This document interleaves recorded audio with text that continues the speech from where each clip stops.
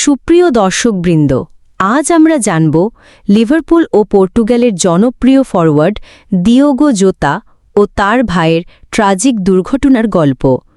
ঘণ্টার পর ঘণ্টা এই ঘটনা বিশ্ব ফুটবল মহলে আলোড়ন সৃষ্টি করেছে।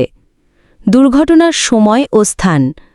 তারিখ ও সময় 4 জুলাই 2025 গ্রীষ্মকালীন রাতে, স্থানীয় সময় রাত 12:30 স্পেনে ঘটে এই ভয়াবহ দুর্ঘটনা।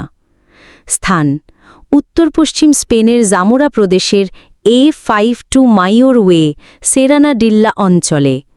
যানবাহন ও দুর্ঘটনার কারণ: গাড়ি ল্যাম্বরগিনি।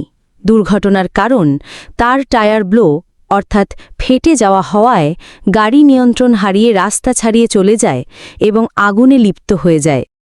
দিয়েগো জোতা 28 বছর বয়সী পর্তুগিজ ফরওয়ার্ড, ভাই আন্দ্রে সিলভা 25 বা 26 বছরে, যারা একসাথে প্রাণ হারান এই দুর্ঘটনায়।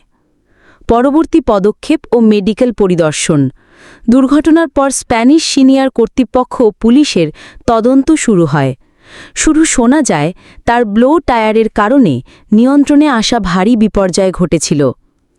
স্থানীয় ও জাতীয় মিডিয়াতে, সামাজিক ও সরকারি মহলে শোক ও সমবেদনা প্রকাশ করা হয়।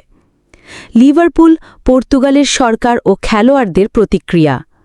লিভারপুল এফসি গভীর শোক প্রকাশ করে, পরিবার ও টিম স্টাফদের প্রতি সমর্থন জানায়। পর্তুগালের প্রধানমন্ত্রী ও ফুটবল ফেডারেশনও দুঃখ প্রকাশ করেন।